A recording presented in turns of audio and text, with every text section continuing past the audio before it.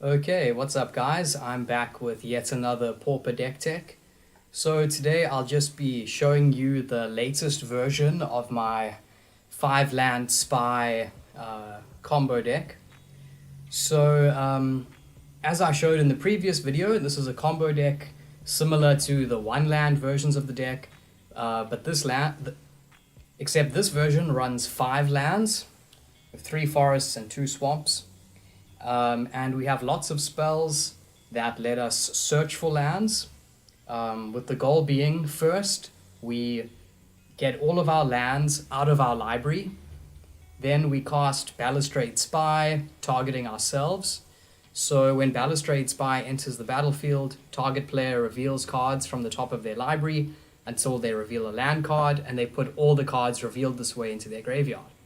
So when we cast this while we have no lands in our library, it immediately causes us to put our entire library into our graveyard, and from there we can use various flashback shenanigans. So the combo is essentially Balustrade Spy, milling our entire library, and then we cast Songs of the Damned, which is 1 black for an instant that says add 1 black to your mana pool for each creature card in your graveyard. So in order to win the game, we need to get all 5 of our lands out of our deck. Then we have to have Balustrade Spy and Songs of the Damned to combo off. But Conjurer's Bauble works as essentially 4 extra copies of Songs of the Damned. So Conjurer's Bauble, 1 mana for an artifact.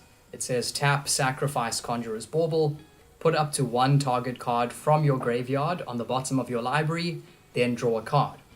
So, with this on the battlefield, if we don't have Songs of the Damned in our hand, we can still play the Spy, targeting ourselves, mill our entire library, then we sacrifice the Conjurer's Bauble, choosing Songs of the Damned in our graveyard, and putting Songs of the Damned on the bottom of our library.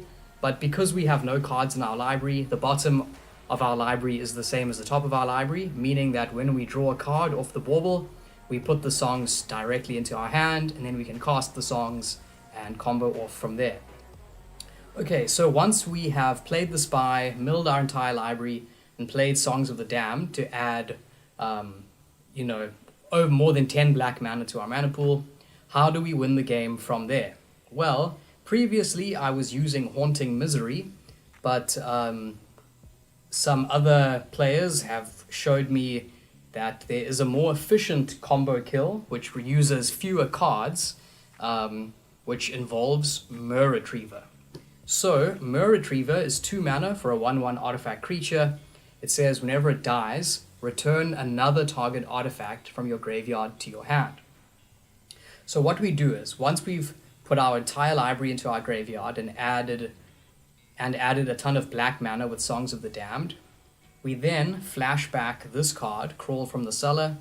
It's 1 mana for a sorcery. It says return target creature from your graveyard to your hand, and put a +1/+1 counter on up to 1 target zombie, which is not relevant, but it has flashback for a cost of 4. So we flash this back, returning Mer Retriever to our hand. So we have 2 copies of Crawl from the Cellar. So what we do is we then flash back the other copy of Crawl from the Cellar, and we return one of our Dimir House Guards from our graveyard to our hand. We then play the Mer Retriever, and we play the House Guard. So the main reason House Guard is in the deck is because you can transmute it to search for Balustrade Spy.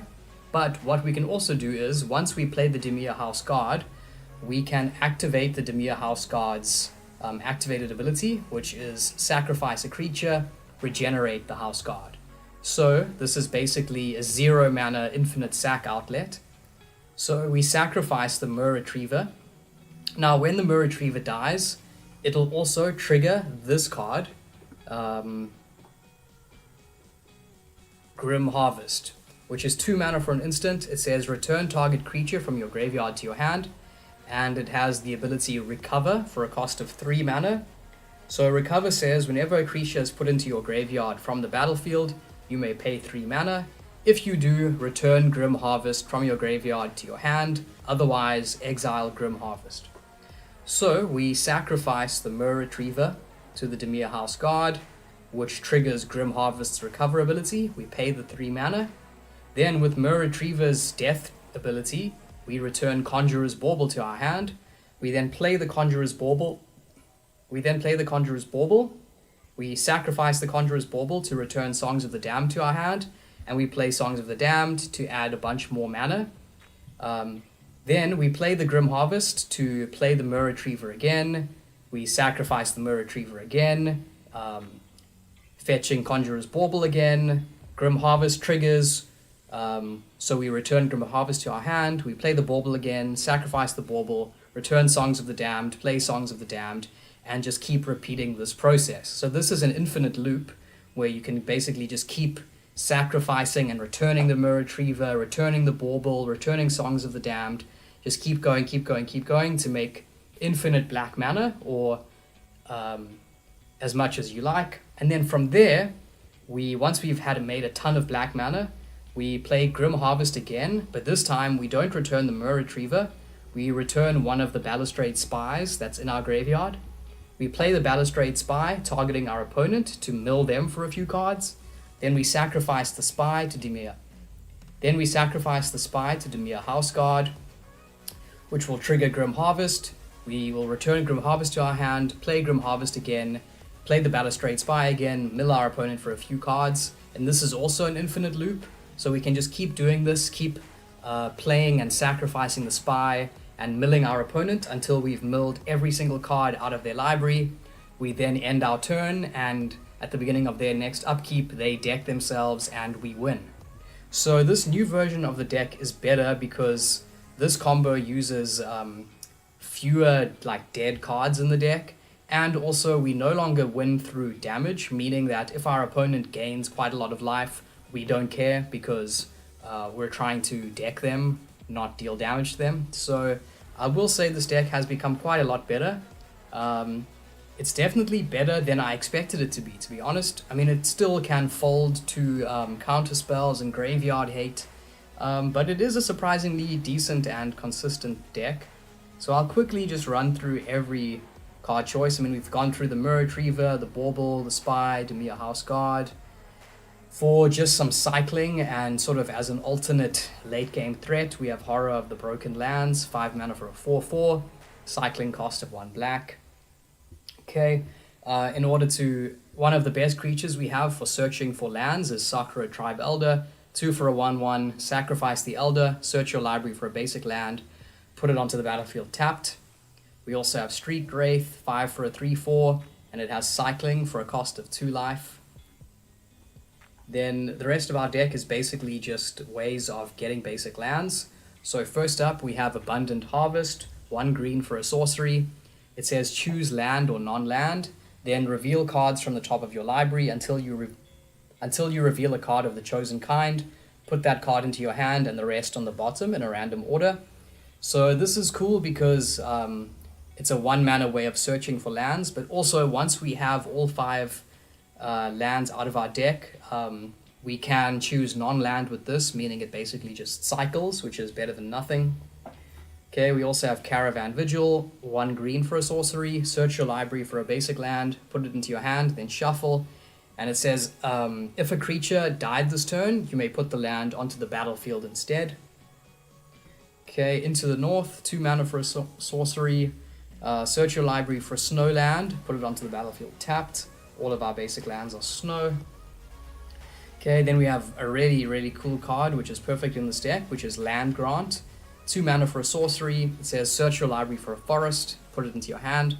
But if you have no land cards in your hand, you may reveal your hand instead of paying Land Grant's mana cost, which is really cool. So we basically just need a hand with either 1 land or with Land Grant in our hand to get going, which means that's a 9 cards out of 60, which means the odds of us drawing at least 1 land or a Land Grant in the opening hand are pretty high. Okay, then we have Rampant Growth, 2 mana for a sorcery, search your library for a basic land, put it onto the battlefield tapped. Okay, we have 1 copy of Reclaim the Wastes, search your library for a basic land, put it into your hand. And then we have this card, which is also super powerful in this deck. It's Rites of Spring, 2 mana for a sorcery, discard any number of cards from your hand, search your library for that many basic lands and put them into your hand. So I mean, in theory, we can use this to search for, you know, all of the basic lands that remain in our deck. So I've often played this and searched for 2 or even 3 basic lands. So yeah, this card is incredibly powerful in this deck. Then the sideboard is very much a work in progress. We have Duress for more control decks, and I've also been wondering about having a transformative sideboard. So against control decks or decks with lots of graveyard hate, maybe the best plan would be just to board out all of our combo pieces and instead just bring in powerful 5-mana threats to try and ramp into. I still need to do more testing with that, but that's kind of where I am for now. So yeah, that's the deck. Please let me know if you have more suggestions. I'd highly recommend that you take it for a spin. I mean, it's also like a relatively budget deck as far as combo decks go in Pauper. You don't even need to use snow lands. I mean, you could just take out into the Norths. But yeah, so I found the deck very fun to play around with and theory craft. And hopefully we can make some more changes soon that will make it a bit more competitive than it is now. Even though the way it is currently, I would say it's pretty consistent, although it does lose to certain graveyard hate. Alrighty, well, as always, thanks for watching, and I will see you next time.